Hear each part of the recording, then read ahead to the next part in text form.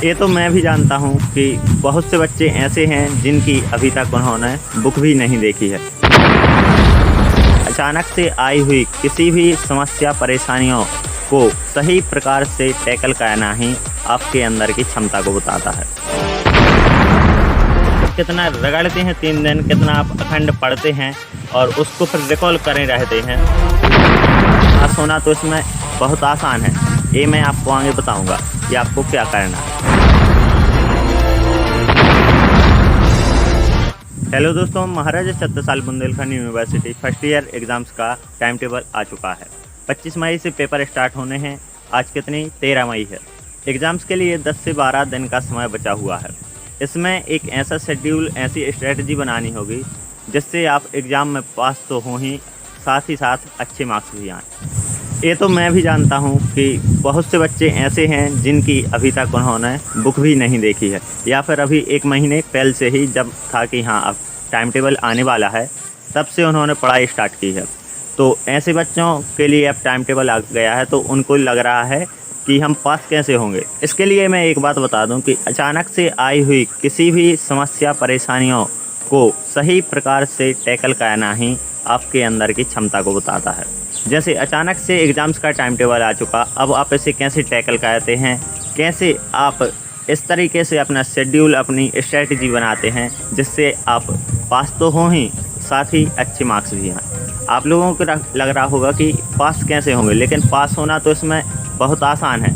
ये मैं आपको आगे बताऊंगा कि आपको क्या करना है, साथ ही आप इसमें अच्छे मार्क्स भी ला सकते हैं। अब हम आगे आते हैं कि आपकी स्ट्रेटजी कैसी रहेगी। 10 से 12 दिन का समय बचा हुआ है, तो पहले तो आपको क्या कहना है कि एक तारीख से आपको एक पेन कॉपी पर लिख लेना है। आज कितनी है, 13 तारीख है, तो 14, 15, 16 ऐसे आपको 25 तारीख तक लिख लेना है। अब एक दिन आपको क्या पढ़ना है, सुबह से लेकर शाम तक का भी डे वाई बनाना हो तो डे में भी आप बना सकते हैं, और एक दिन आपको क्या पढ़ना है वो आपको लिख लेना है उसमें कि इस दिन मैं ये पढ़ूंगा, इस दिन ये पढ़ूंगा। और कुछ लोग आप लोगों में से ऐसे भी होंगे, किसी ने 1 महीने पहले से, किसी ने 1.5 महीने पहले से, या किसी ने अभी 15 दिन पहले से तैयारी शुरू की है। तो उनके जो कुछ चैप्टर्स हो गए हैं या 1-2 सब्जेक्ट आपने कंप्लीट कर लिए हैं, तो वो अभी आपको बिल्कुल नहीं पढ़ना है। वो आप सिर्फ कब देखेंगे, आप पेपर के 1 दिन पहले देखेंगे उसे। इसके बाद जो सब्जेक्ट या जो चैप्टर आपने बिल्कुल भी नहीं पढ़े हैं, तो उनके आपको सिर्फ मोस्ट IMP क्वेश्चंस ही पढ़ने हैं। या तो आप 2020 में से पढ़ रहे होंगे, या फिर पढ़ रहे होंगे आप परीक्षा से। 5 से 10% बच्चे ही ऐसे होंगे जो बुक से पढ़ रहे हैं। तो बुक में भी दे रहते हैं क्वेश्चंस में कि एक कितने बार से आया है, तो जो अधिक बार आया है उन क्वेश्चंस को आपको पढ़ना है। और 2020 और परीक्षा सार में तो सभी IMP रहते हैं, लेकिन समय आपके पास बहुत कम है, तो उसमें जो आपको लगे ही कि हाँ ये आ सकता है, तो आपको वही करना है। समय कम होने की वजह से अब पेपर में जो आपको गैप मिलेंगे, सिर्फ आपको वही बचे हैं, उसी में आप जितना पढ़ लें। तो आपको ये देखना है कि किस सब्जेक्ट में कम गैप है, किस सब्जेक्ट में अधिक गैप है। जिस सब्जेक्ट में आपको 2 दिन 3 दिन मिल रहे हैं, उन सब्जेक्टों को अभी आपको नहीं देखना है। आज से आपके पास 10 से 12 दिन है, तो 10 दिन मान लो, 9 दिन मान लो, क्योंकि लास्ट के दिन आपको जो पेपर होगा 25 तारीख को वो करेंगे। जिन पेपर में आपको कम गैप मिले हैं उनको आपको अभी पढ़ना है। जैसे किसी में 1 दिन ही मिला है, तो 1 दिन आप इसमें ऐसे ले लो। यदि दूसरे सब्जेक्ट में भी 1 दिन है, तो ऐसे आप जो 1 दिन है तो इनको आप ऐसे यूज़ कर सकते हैं। एक दिन को जिनमें कम गैप है उनमें आप जोड़ के 1 या 2 दिन उसमें आप जोड़ सकते हैं। ऐसे हम हर सब्जेक्ट में 2 या 3 दिन के गैप मान लेते हैं, क्योंकि जिसमें कम पढ़ेंगे आप यहाँ से ले सकते हैं। अब बात आती है कि आप इन 3 दिन में एक सब्जेक्ट को कवर अच्छे से कैसे करें कि आपके उसमें 50% मार्क्स तो आ ही जाएँ। इसमें आपके फाउंडेशन के जो सब्जेक्ट हैं उनमें तो आपके ऑब्जेक्टिव टाइप क्वेश्चन ही आने हैं। न्यू एजुकेशन पॉलिसी जो आई है उसमें आपको फाउंडेशन में ऑब्जेक्टिव टाइप ही क्वेश्चन आने हैं, तो उसमें तो आप ऑब्जेक्ट पढ़ लेंगे, तो वो 1 या 2 दिन में ही कंप्लीट हो सकते हैं। अदर्स जो चैप्टर हैं उसमें कोई सब्जेक्ट 30 नंबर का रहेगा, कोई सब्जेक्ट 45 नंबर का रहेगा। तो आपको 3 दिन ऐसा करना है कि एक तरफ से आपको पूरे पढ़ने हैं।